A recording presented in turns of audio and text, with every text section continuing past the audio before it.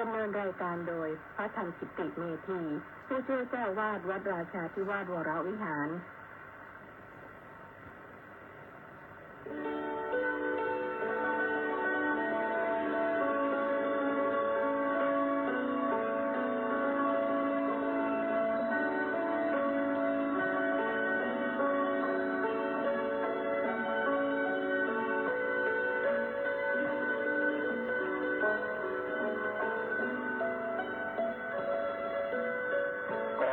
เชิญชวน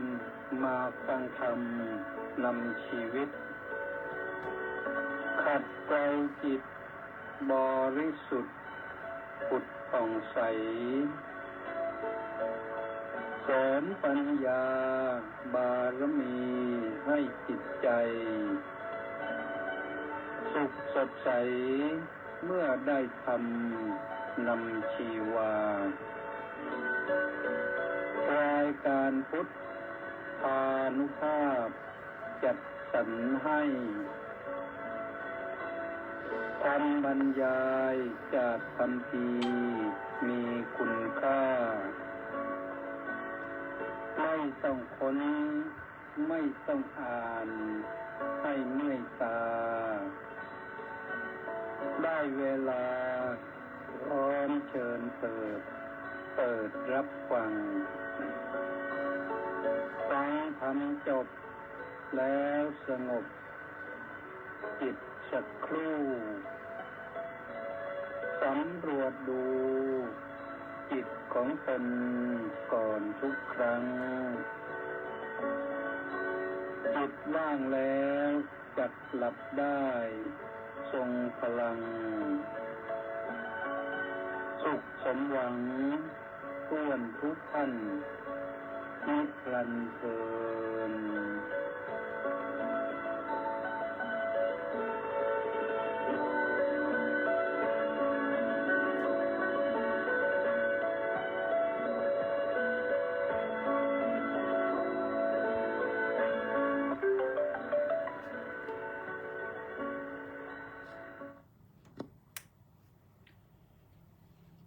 อะระหัง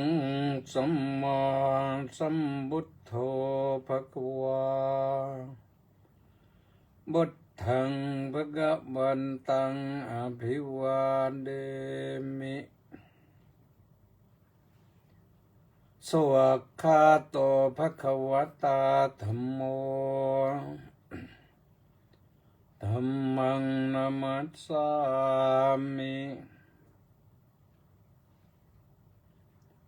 สุปฏิปันโนภควโตสาวกสังโฆสังฆังนามามิ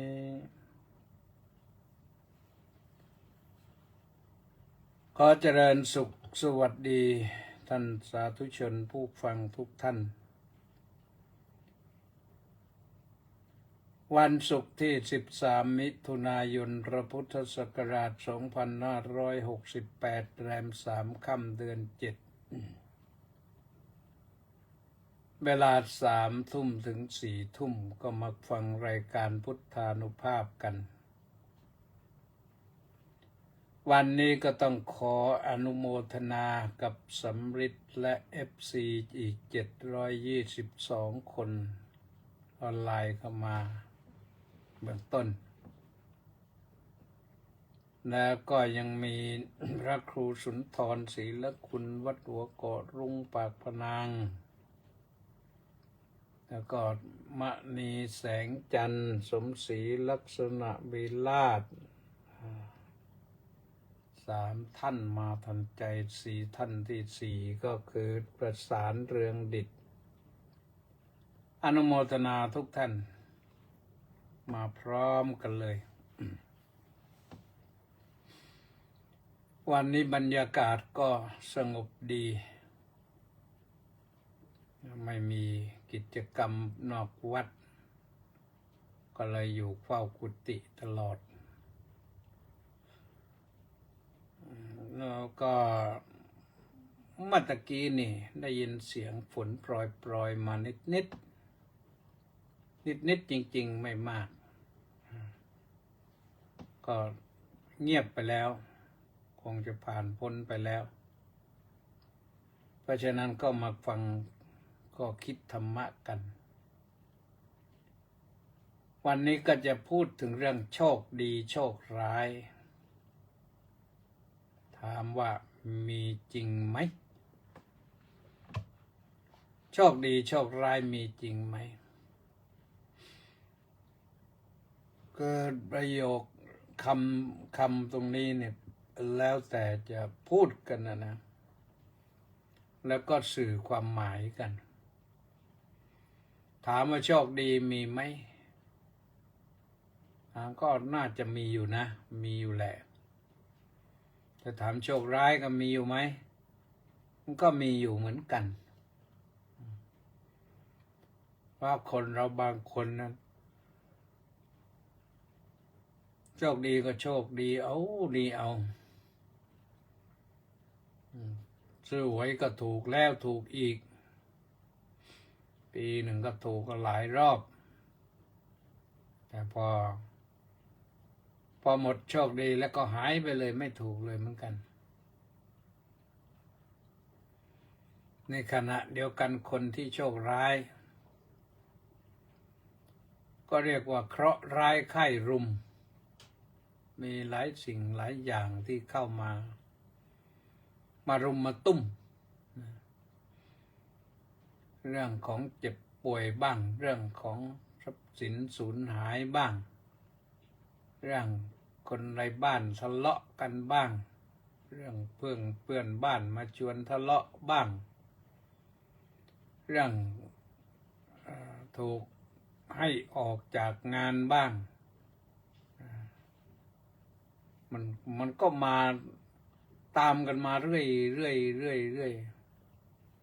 เจอใครอย่างนี้นี่บางครั้งบางทีน่าเห็นใจนะ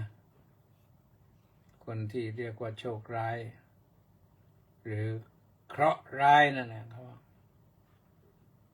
ภาษาสำนวนก็แล้วก็ผีซ้ำด้ำพลอยผีซ้ำด้ำพลอยคืออะไรก็ซ้ำเอาที่คนนั้นน่ะจนอยู่แล้วไม่มีจะกินอยู่แล้วยังมันโดนลักโดนขโมยของอีก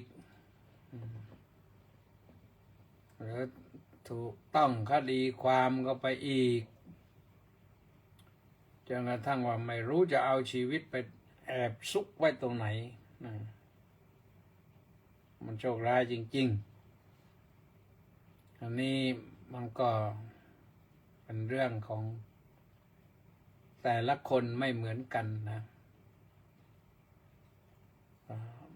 สร้างโชคมาไม่เท่ากันคนที่โชคดีนั่นก็ดีเอาเพื่อนบ้านก็รู้สึกว่าจะมีน้ำใจคนในบ้านก็รู้สึกว่าจะเข้าใจกันดีอยู่กันอย่างสงบสุขไม่มีเรื่องให้ทะเลาะเบาแวงกันเรื่องส่วนมากนะเรื่องส่วนมากคนที่โชคร้ายนี่ก็มักจะมาจากอะไรนะมักจะมาจากความอัตคัดขัดสนท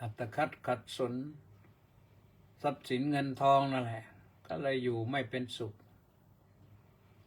ถ้าถามว่าทำไมมันขัดสนอัตคัดขัดสนบางครั้งบางทีคนก็หาเงินได้นะหาทรัพย์ได้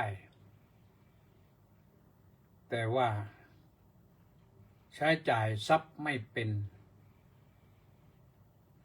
มีแล้วก็ไม่รู้จักแบ่งส่วนแบ่งปันไม่เผื่ออนาคตหมดเท่าไหร่ก็หมดกันไม่มองอนาคตเลยไม่สร้างวิสัยทัศน์เลยก็เลยพอหมดก็หมดจริงๆหมดกระเป๋า หมดตู้หมดคลังหมดบัญชี ก็เลยไม่รู้จะหันหน้าไปทางไหนหมดไปหมดมาไม่รู้จะทำยังไงกู้หนี้ยืมสินกู้หนี้มันก็เป็นหนี้เนี่ยกู้หนี้ยืมสินเป็นหนี้แล้วตอนนี้ในระบบเขาก็ตามยึดเท่านั้นนะแต่ไม่มีทรัพย์สินค้ำประกันเขาก็ไม่ให้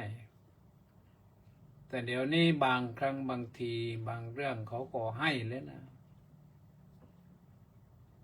แต่ถ้านี่นอกระบบนี่เขาอาจจะไม่ต้องเอาหลักค้ำประกันอะไรก็ได้แต่ว่าพอกู้ไปแล้วก็ถึงเวลาคืนต้องคืนถ้าไม่มีคืนโดนขู่โดนเข็นโดนบีบบังคับอาจจะถึงโดนทำร้ายอะไรต่างๆเนี่ยอันนี้ถ้าจะโชคร้ายเสียแล้วไม่รู้จะทำยังไงโชคร้ายเสียแล้ว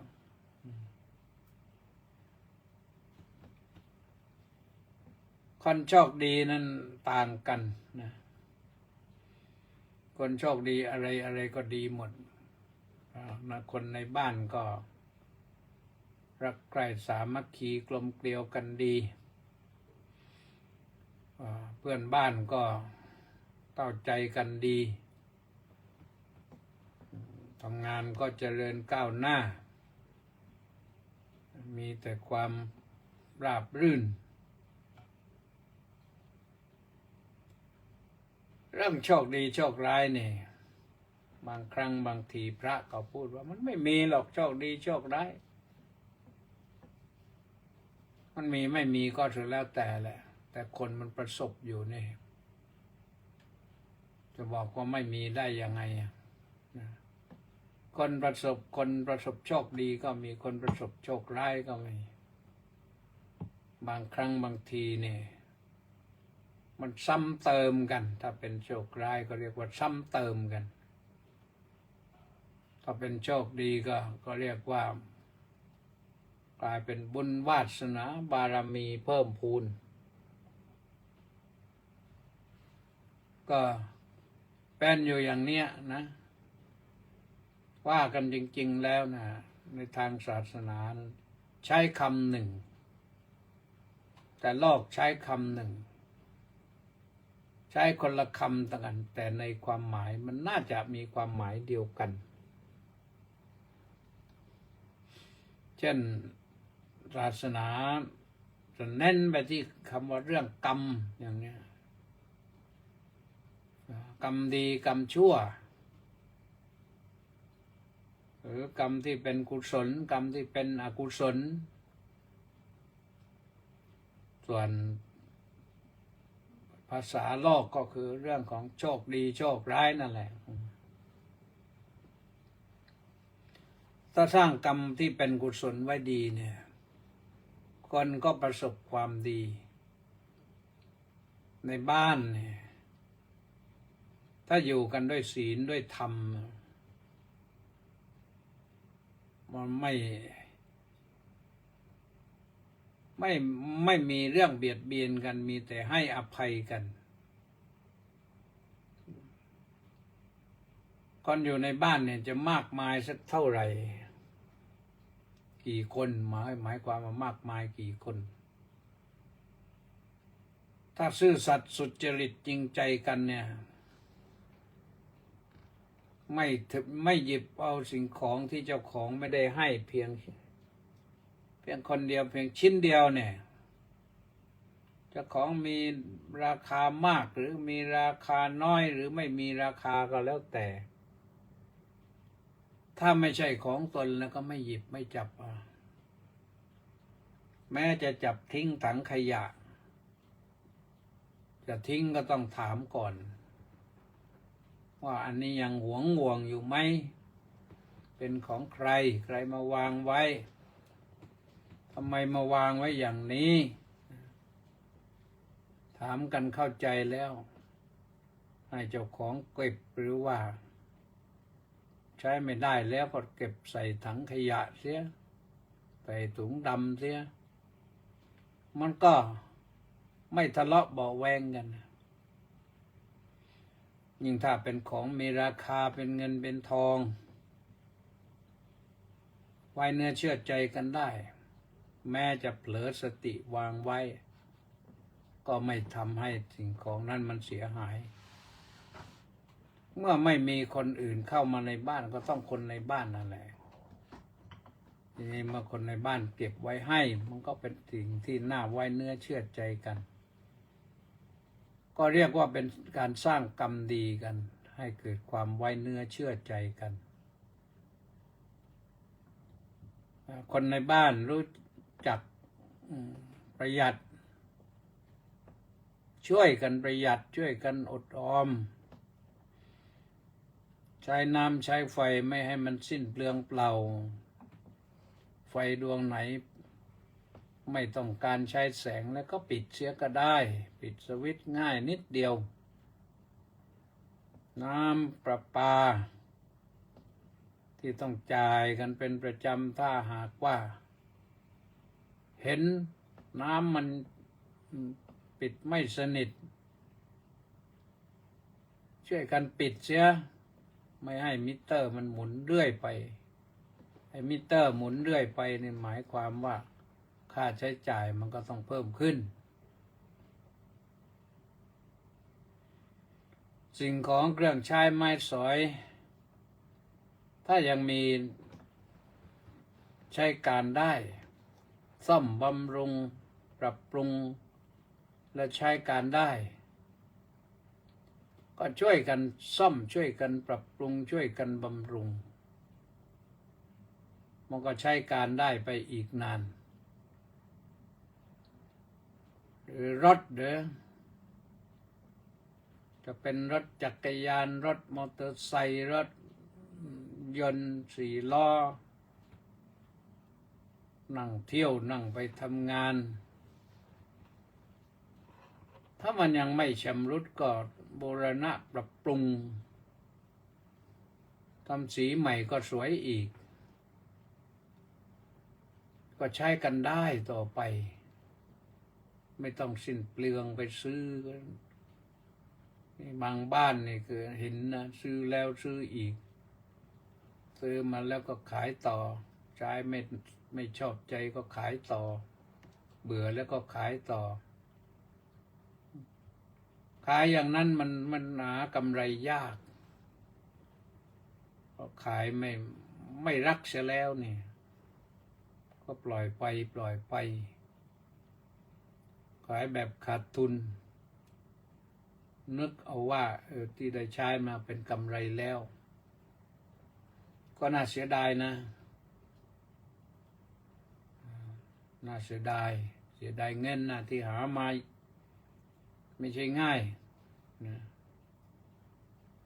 ถ้าได้เงินมาด้วยความสุจริตนะมันไม่ง่ายแต่ได้เงินมาด้วยความคดโกงแล้วไปซื้อรถออกรถมาอันนั้นมันจะอาจจะหาเงินง่ายแต่ก็ไม่สุจริตนะพอไม่สุจริตข้างนอกเดี๋ยวก็คัดลอกก๊อปปี้มาไม่สุจริตข้างในอีกมันก็ทำให้อยู่ลำบากอีกนะเพราะนั่นเป็นการสร้างอกุศลสร้างอกุศลกรรมไว้พอสร้างอกุศลกรรมเนี่ยได้เงินมาก็ไม่สุจริตเอาไปใช้จ่ายก็ไม่สุจริตจำหน่ายจ่ายแจกก็ไม่ใช่สุจริตก็แปลว่าประพฤติดีถ้าอย่างนั้นก็ถ้าไม่สุจริตก็จะทำให้เดือดร้อนโชคดีมันจะไม่มาให้เป็นปกติมันมาเป็นชั่วครั้งชั่วคราวถ้าอย่างนั้นสิ่งที่จะสลับเข้ามาก็คือโชคร้ายถ้าโชคร้ายเข้ามาแทนโชคดีแล้วก็จะสับสนวุ่นวาย เจ็บปวดกายเจ็บปวดใจทีนี้ทุกข์ทรมานมนุษย์เรานี่ที่ได้อยู่ดีๆนี่มีความสมบูรณ์ทุกสิ่งทุกประการนั่นเพราะสร้างสมกุศลกรรมไว้มากก็เรียกว่าสร้างสมเหตุแห่งโชคดีไว้เยอะก็เลยอยู่มาโชคดีโดยตลอดเกิดเป็นปัญหาภัยพิบัติอะไรต่างๆก็ไม่ไปวิบัติกับเขาด้วยลมพัดมาก็ไม่สามารถทำร้ายเราได้คนมีโชคดีคือคนมีกุศลกรรมพูดง่ายกันไหมก็คือคนมีบุญสร้างสมบุญไว้เยอะบุญคืออะไรบุญคือความดีที่ทำไว้เกิดฝนตกฟ้าผ่าเปรี้ยงคนอื่นตายบ้านพังเสียหาย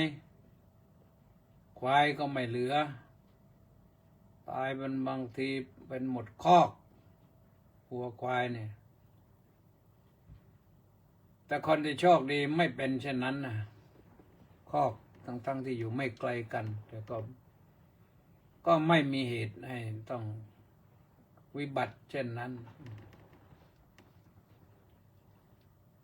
คนมีบุญดีกุศลกรรมดีเนี่ย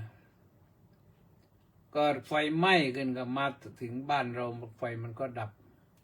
ชาวบ้านโดนไปแล้วหรือหน่วยดับเพลิงมันดับทันบ้านเราไม่ไหม้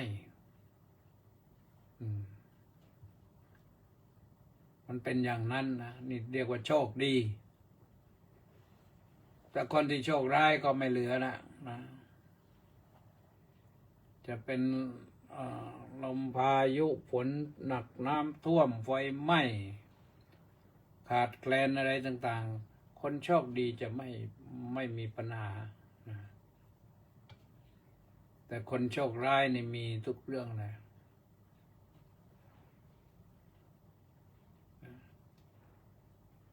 คนที่โชคดีมีกุศลกรรมมันดีมีบุญวาสนาดีเรียกว่ามีบุญนิธิในทางศาสนาเรียกว่ามีบุญนิธิดี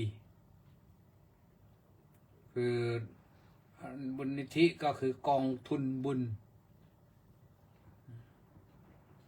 นี่อาตมาภาพเองก็ตั้งไว้นะกองบุญหนุนกองธรรมนี่โยมสั่งสมมาเยอะๆที่เท่าที่มีนะเท่าที่มีเมื่อวานนี่คุณโยมนางสาวนงลักษ์ก็ร่วมกองบุญหนุนกองธรรมมา 1,000 บาท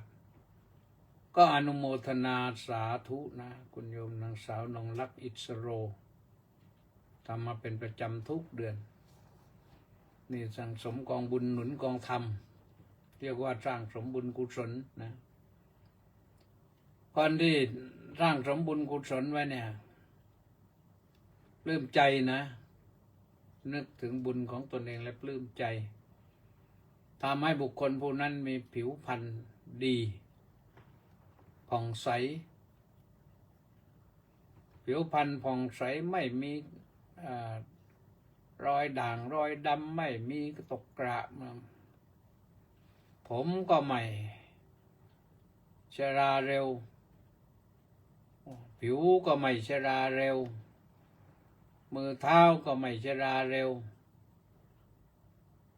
ก็มีพละกำลังนะอยู่ได้ดีต่างจากคนที่ไม่ได้สั่งสมบุญนิธิไว้คนที่ไม่มีบุญนิธิเลยนะจะเป็นคนที่มีผิวพรรณหยาบกร้านดูแล้วกระด้างกระเดื่องทำให้ผิวพรรณเรียกว่าไม่น่าดู จะไปหาอะไรมาตกแต่งก็ไม่มีทุนอีกผลสุดท้ายก็ผิวพรรณหยาบกร้านดูแล้วไม่น่าดูในสายตาของชาวโลกของซึ่งจริงๆแล้วคน เหล่านี้ก็น่าเห็นใจนะน่าสงสารเหมือนกันนะแต่บางครั้งบางทีเขาเองก็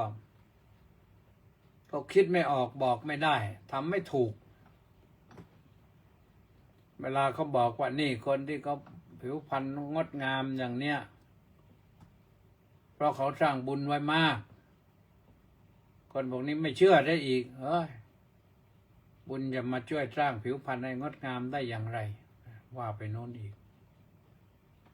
คือดื้อรั้นดันทุรังเรื่อยไปอ่ะเป็นโรคความดันสูงคนที่เขามีโชคดีเนี่ยเสียงก็ไพเราะนะเสียงไพเราะ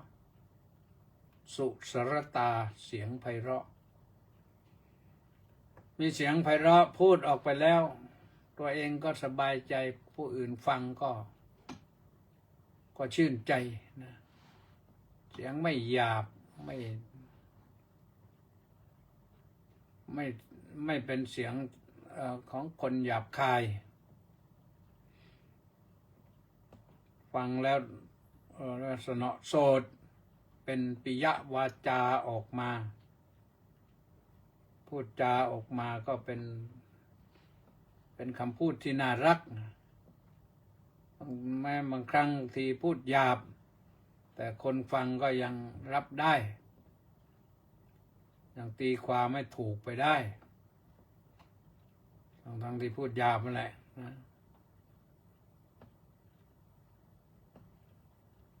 เพราะอะไรก็เพราะเขามีกุศลกรรมดีทำให้เสียงไพเราะสั่งสมบุญไว้มีบุญนิธิเยอะพูดอะไรออกไปเนี่ยคนฟังแล้วก็รับได้ฟังแล้วสนอโสดไม่ใช่ว่าเปล่งวาจาออกไปแล้วเปื้อนขนพองสยองกล้าวสยงขนสะอิดสะเอียนไม่อยากฟังบางคนก็พูดน่ารำคาญไปอีกทั้งที่ตั้งใจพูดดีแหละแต่เสียงน่ารำคาญซึ่งก็มี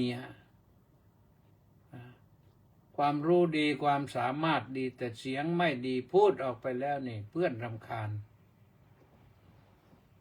ทั้งที่พูดเรื่องดีๆนั่นแหละแต่เพื่อนรำคาญก็มีนะแม้แต่พระเทศเนี่ยถ้าพระเสียงดีมีบุญวาสนาดีเทศไปแล้วโยมอยากฟังพูดไปแล้วโยมอยากฟังนั่งฟังก็แล้วก็ไม่อยากลุกรู้สึกว่าท่านเทศเพราะที่จริงธรรมะตัวเดียวกันนะธรรมะข้อเดียวกันนะที่พระผู้อื่นก็เทศนะแต่ฟังแล้วมันไม่เหมือนกันนะอ่านกันเทศชุดเดียวกันนะแต่คนอ่านคนละคนกันเสียงไม่เหมือนกันจังหวะจากโคนก็ไม่เหมือนกันไปกันใหญ่ทีนี้พูดไปก็กลายแทนที่ว่าจะชวนให้ติดตามรับฟังก็กลายเป็นว่าเป็นคำพูดที่น่ารำคาญลุกได้ก็จะลุกหนีอะไรทำนองนี้ไม่อยากฟังคนนี้พูดแล้วไม่อยากฟังคิดไปซะอย่างนั้นเพราะอะไรเพราะอันนี้เพราะว่าโชคร้ายเนี่ยแน่นอนโชคร้ายที่เสียงไม่ชวนฟังแต่ถ้าว่าตามภาษา ผลก็อาจจะว่าเคราะห์ร้ายที่ได้อย่างนี้ ภาษาธรรมะก็เรียกว่าเป็นภาษามันเป็นวจีไม่สุจริตใช่ขาดกุศลกรรมฝ่ายกุศลฝ่ายวาจาเป็นวจีสุจริตไม่มีหรือคนอื่นฟังรำคาญไปหมดเลยนั่นก็เรื่องของเสียงคนที่โชคดีนี่เกิดมาก็อาจจะไม่ได้อะไรรับการชุบเลี้ยงสมบูรณ์เหมือนคนอื่นแต่ว่าคนพวกนั้นสวดทรงดีบุญทำกรรมแต่งให้สวดทรงดีสวดทรงคืออย่างไรคือสมสัดสมส่วนความสูงกับความใหญ่ไม่ใช่ใหญ่โตอ้วนท้วนจนกระทั่งว่าไม่รู้ว่าเป็นมนุษย์หรือเป็นฮิปโปหรือไม่ใช่ผอมกร่องแกร่งเหมือนกับร่างผีร่างเปรตมือเท้าก็ขนาดพอดีไม่ยาวเกินไม่สั้นเกินศีรษะก็ดูแล้วก็พอดิบพอดีกับร่างกายคอก็ไม่ยาวเกินอันนี้ก็คงจะต้องยกเว้นเสาอะไรล่ะแถวแม่ห้องสอนที่มีอยู่ก็ที่เขาใส่สาวคอยาว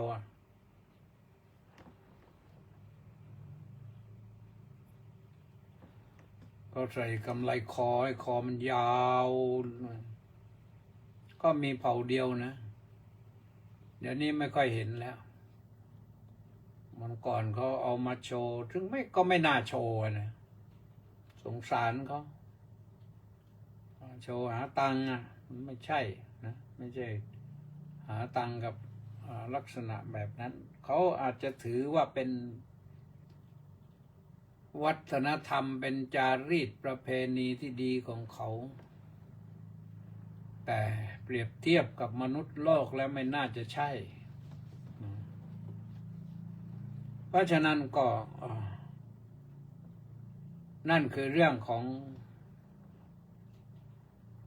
สวดทรงนี่คนสวดทรงที่ไม่สมสัดสมส่วนเนี่ยเขาถือว่าเป็นผู้โชคร้ายเตี้ยก็เตี้ยเกินสูงก็สูงเกินมือเท้าก็ไม่สมสัดสมส่วนเรียกว่าเหมือนกับไม่ใช่ร่างกายมนุษย์ที่สมบูรณ์ถามว่าเพราะอะไรนี่เพราะกรรมของเขาเหมือนกันนะเพราะอาจจะมีกรรมพันธุ์มาอย่างนั้นมาเกิดในสายพันธุ์อย่างนั้นที่มีเชื้อเป็นอย่างนั้นอันนั้นก็ต้องยอมรับเขาไม่ได้หมายความว่ามาตั้งข้อรังเกียจแต่ว่าเมื่อเขาเป็นเช่นนั้นจะทำอย่างไรได้ล่ะเขาเองก็ทำอะไรไม่ได้แต่ไปตั้งรังเกียจเดียดฉันเขาก็ไม่ได้แต่นำมาพูดนี่เพื่อให้ทราบว่าลักษณะอย่างนี้นี่มันไม่สมสัดสมส่วนเพราะในทางศาสนานั้นถือว่าขาดบุญญาณิธิมีอายุได้มีชีวิตอยู่ได้แต่ก็ไม่เหมือนกันกับคนอื่นจะไปซื้อกางเกงยีนในตลาดมาสวมมาใส่มันก็ใส่กันไม่ได้จะไป ซื้อเสื้อก็เก๋ๆมาสวมมาใส่ มันก็เข้ากันไม่ได้ จะไปหาซื้อรองเท้าที่เขาตัดมาแล้วก็เย็บมาจำหน่ายแล้วมาสวมมาใช้มันก็ไม่เข้ากัน เพราะสวดทรงไม่ดี ที่สวดทรงไม่ดีอย่างนี้ก็เพราะกรรมของตนนะให้มาเกิดเท่านี้บอกว่าเขาบอกว่าเนี่ยมาเกิดได้เท่านี้แหละสมบัติดีกว่านี้ไม่ได้ ก็เลยต้องยอมรับสภาพไปแล้วประกอบคุณงามความดีเพิ่มขึ้นให้มันมากหน่อยให้เราได้มีสิ่งดีงามพอเหมือนเพื่อนนะก็น่าจะดีประการต่อมาก็คือรูปร่างดีสุรูปตารูปร่างดีนี่ไม่ใช่ดีธรรมดานะถ้าดีอาจจะดีพิเศษก็ได้รูปร่างดีนี่เข้าลักษณะถ้าเป็นผู้หญิงก็เนี่ยเข้าลักษณะมิสเวิร์นมิสยูนิเวอร์สมิสไทยแลนด์อะไรอย่างเนี้ยถ้าไปชวดทรงนั้นก็ถือว่าดีไม่ถึงขนาดนั้นก็ถือว่าถ้าไม่มีข้อบกพร่องก็เรียกว่าอยู่ในลักษณะรูปสวยปกติก็ได้แต่ว่ามีบุญมาอยู่แต่บางคนนะทำอะไรไม่ได้หรอกของเก่ามันแก้ไม่ได้เกิดมาสูงเกินต่ำเกินมือเท้าก็ไม่สมสัดสมส่วน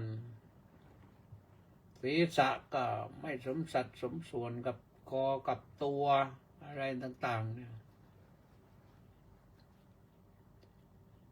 นี่ก็อยู่ระหว่างโชคดีกับโชคร้ายโชคดีก็คือรูปร่างดีโชคร้ายก็คือรูปร่างไม่ดีนะไม่ใช่รูปร่างร้ายนะดูที่บุญนำพาวาสนานำส่งเรื่องของพันนี้ท่านสาธุชนทั้งหลายมันเป็นไป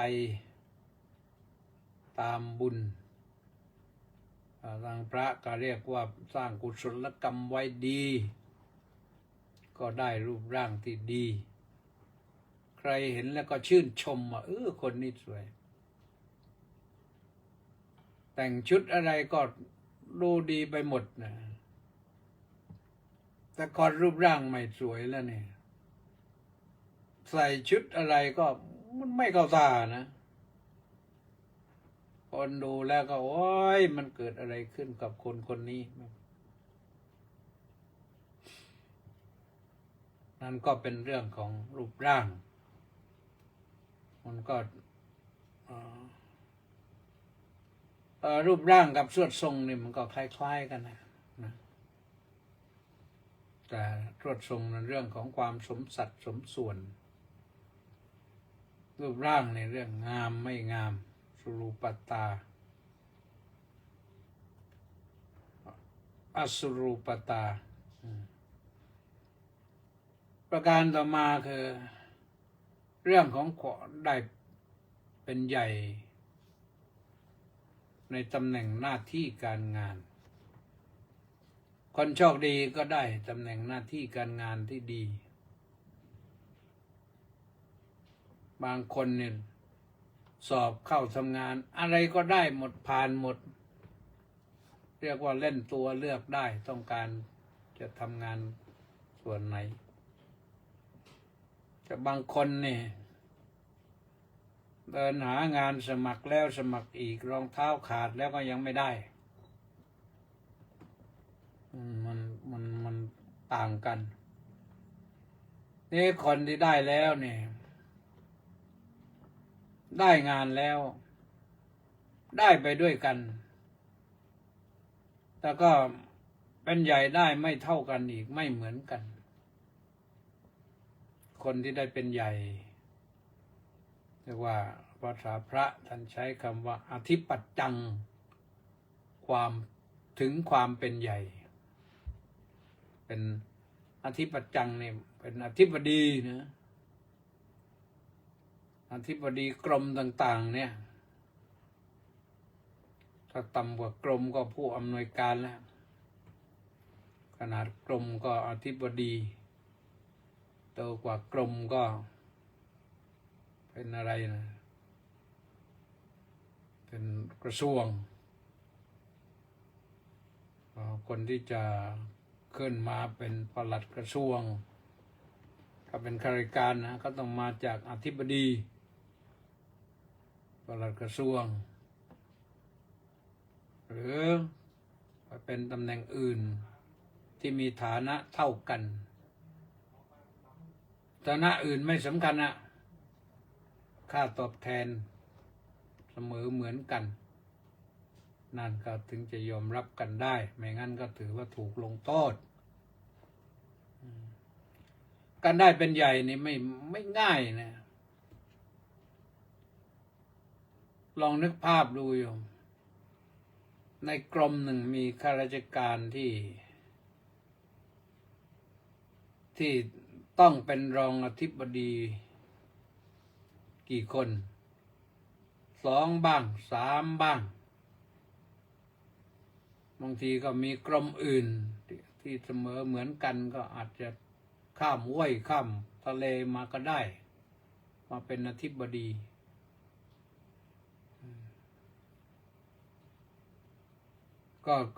ก็ลักษณะจะเป็นอย่างนั้นนะถ้าเขาเห็นว่าคนนี้เก่งทำประโยชน์ได้เขาอาจจะข้ามห้วยข้ามกระทรวงมาก็ได้แต่ในฐานะที่มันเท่ากันเพราะฉะนั้นท่านรองก็นั่งรองต่อไปนั่งโชว์วิสัยทัศน์วิสัยทึบกันต่อไปก็เรียกว่าบุญวาสนาไม่มีก็เป็นอธิบดีไม่ได้เป็นใหญ่ไม่ได้อธิบดีนี่แปลว่าเป็นใหญ่อธินะปฏินะปฏินี่แปลว่าเจ้านาย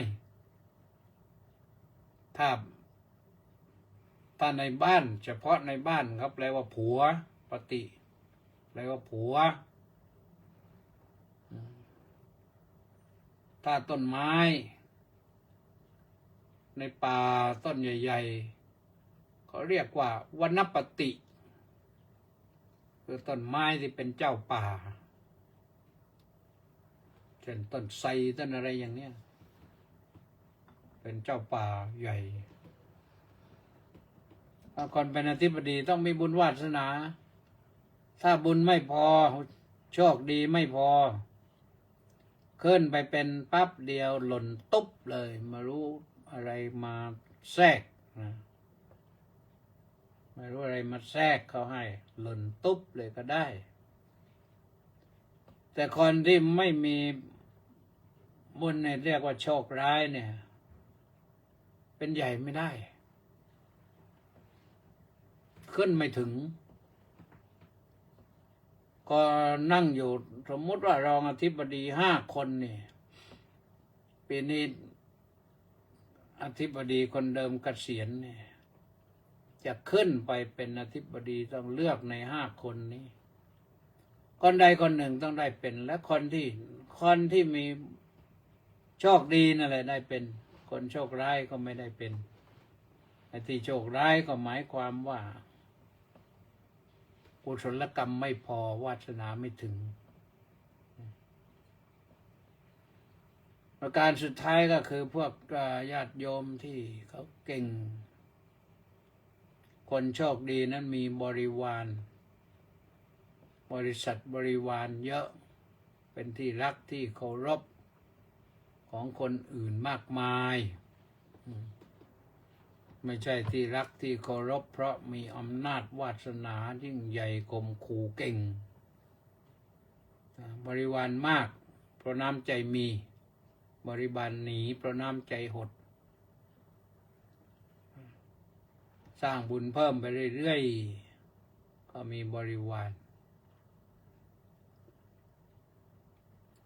คนที่สร้างบริวารไม่เป็นก็จบนะหาบริวารไม่ได้ขาดแคลนบริวารก็ต้องหงอยเหงาอยู่แล้วก็นั่นก็เป็นเรื่องของโชคดีโชคร้ายเหมือนกันนะขึ้นไปเป็นใหญ่เป็นโตแล้วไม่มีบริวารก็ถือว่าโชคร้ายเหมือนกันนะนี่พูดถึงเรื่องโชคดีโชคร้ายวันนี้นะสรุปก็คือว่าบุญกุศลนี่สำคัญโยมสร้างบุญไว้คำว่าบุญไม่ได้หมายความว่าต้องไปให้ทานอย่างอื่นก็ได้ทำความดีทั้งหลายทั้งปวงมีน้ำใจเอื้อเฟื้อมีเมตตากรุณามุทิตาอุเบกขานี่ก็เป็นเรื่องของบุญทั้งนั้นแหละนะต้องรู้จักสร้างบุญแล้วก็เพิ่มเติมบุญให้ตนเองอย่าให้บุญพร่องนะบุญพร่องเหมือนเป็นเทวดาเหมือนกันนะขึ้นไปอยู่เป็นเทวดาแล้วพอหมดบุญเนี่ยเทวดาก็หล่นตุ๊บนะหล่นตุ๊บก็หล่นไปไหนหล่นมาเกิดเป็นมนุษย์นี่แหละเทวดาท่านไม่ไปเกิดในอบายหรอกแต่ก็ไม่แน่นะถ้ายังไม่บรรลุโสดาบันขึ้นไปก็ยังมีสิทธิ์ที่จะไปอบายได้แม้เทวดาไม่จำต้องพูดถึงมนุษย์ที่ไม่ก้าวขึ้นบันไดแห่งโสดาบันก็มีสิทธิ์ที่จะไปสู่อบายภูมินรกเปรตอสุรกายเดรัจฉานก็เรียกว่าเป็นผู้โชคร้ายไปแล้วนะต้องช่วยกันดูแลตัวเองอันนี้ใครมาช่วยรับผิดชอบให้ไม่ได้นะตัวเองต้องดูแลตัวเองอัตนาโจดยัตตานังจงเตือนตนด้วยตนเองปฏิมังเสตมัตตนาพิพากษาตนเองด้วยตนเองนะอย่าให้คนอื่นต้องมาพิพากษาให้เอาและท่านสาธุชนทั้งหลายความดีสั่งสมกันไว้ความดีเป็นบุญกุศลจะทำให้ท่านโชคดีตลอดกาลวันนี้ก็ฝากไว้เท่านี้ต่อไปนี้ก็จะได้อ่านรายชื่อผู้ที่เข้ามาติดตามทาง Facebook ไลฟ์ก็มีพระครูสุนทรศรีละคุณวัดหัวเกาะรุ่งปากปนังมณีแสงจันทร์วัดราชาบอกว่าน้อมกราบนมัสการสาธุสาธุสาธุเจ้าค่ะสมศรีลักษณะวิราชก็บอกว่าน้อมกราบนมัสการสาธุสาธุสาธุเจ้าค่ะประสานเรืองดิตก็บอกว่ากราบนมัสการสาธุสาธุสาธุครับมีแม่ชีสมใจก็บอกว่าสาธุสาธุสาธุสาธุเจ้าค่ะสาธุคุณสุนทรเจ้นวันนี้มาเข้าช้ากว่าสำริดนะสริดพงษ์เทศบำรุงสาธุสาธุครับพระอาจารย์ว่างั้นก็สุนทรก็สาธุนะแปะนันทิการน้อมกราบนมัสการสาธุสาธุสาธุเจ้าค่ะวีรวิทย์ระฆังทองกราบนมัสการพระคุณเจ้าสาธุสาธุสาธุสาธุป้าจ่ายจินดาน้อมกราบสาธุสาธุสาธุเจ้าค่ะสาธุพระมหาบุญนาณกินจโนน้อมถวายความเคารพเจ้าคุณอาจารย์อย่างสูงครับกระผมสาธุเจโสนครสวรรค์กราบนมัสการเจ้าค่ะสาธุสาธุสาธุสาธุ มัคคหน้าโมเมสาธุขวัญตาโพบำรุงน้อมกราบนมัสการพระคุณเจ้าด้วยความเคารพยิ่งเจ้าข้าสาธุมัคคหน้าบอกว่ากราบนมัสการสาธุเจ้าข้าแม้วันนี้ไม่บอกไม่รู้ว่าฟังอยู่ที่อ่างทองหรือลำลูกกา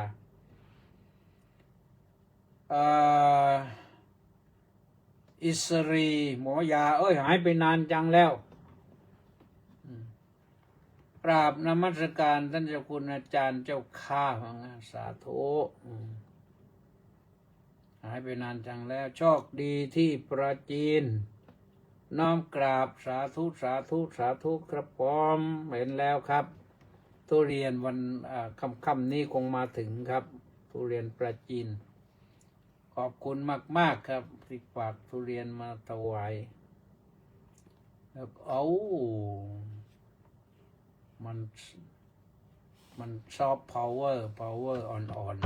ๆธนวัฒน์ศรีสิริวัฒน์สาธุน้อมกราบนมัสการครับว่างั้นสาธุธนสรกุมจอหอสาธุสาธุสาธุมาสาธุต้าสิทธิมงคลนมัสการสาธุครับสาธุแล้วก็ลีลาวดีดอกสร้อยนี่ก็มาจากนครสวรรค์เหมือนกันน้อมกราบนมัสการโดยความเคารพอย่างสูงเจ้าข้าสาธุเบนคิมบอกว่าวันนี้บอกว่ากราบนมัสการพระเดชพระคุณท่านเจ้าคุณอาจารย์ครับผมกล้าวกระผมฟังเพิ่งกลับมาจากเชิงเซาด้วยครับไปวัดโสธรวรารามมาครับผมดีไปกราบไหว้ที่บ้านกราบหลวงพ่อโสธรได้บุญนะที่วัดนี่มีภาพหลวงพ่อโสธรอยู่ที่กุฏิหนึ่งแต่ว่าจะใช่หรือเปล่าไม่รู้เป็นรูปที่เขาออกแบบนั่งหันหลังให้แล้วก็ให้ปิดทองหลังพระนะก็แปลกดีอยู่เหมือนกันนะก็เอาละหมดแค่นี้นะยังมีอย่างหนึ่งก็คือนี่แหละโยมกองบุญหนุนกองธรรมกองบุญหนุนกองธรรมนั้นก็ร่วมกันได้ที่ธนาคารกรุงไทย070 026 0870 070 026 0870นะแล้วก็ฟังแล้วก็ฟังจบแล้วก็แชร์ได้นะแชร์ไปถึงเพื่อนพ้องน้องพี่ให้ฟังกันบอกก็ติดตามฟังย้อนหลังก็ได้ในเดือนนี้นี่เขาจะเซฟข้อมูลไว้ให้ใช้ได้อยู่ตลอดไปแล้วก็อะไรอยู่ก็เตรียมพร้อมนะเข้าพรรษาก็ใกล้แล้วแต่ว่ายังอีกสักเดือนกว่าๆนะเข้าพรรษาน่าจะเดือนกว่าไม่ถึงเดือนแล้วมั้งเข้าพรรษาวันที่เท่าไหร่เลยอยู่ขอดูหน่อยลืมแล้ว10ใช่ไหม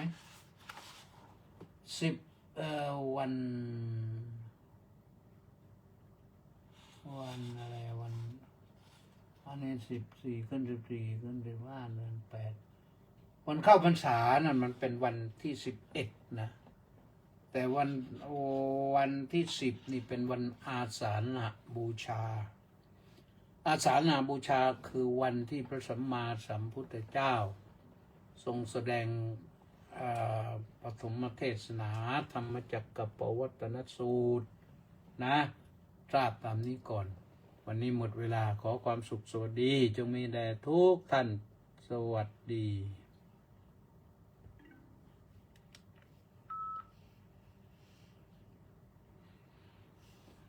อะไร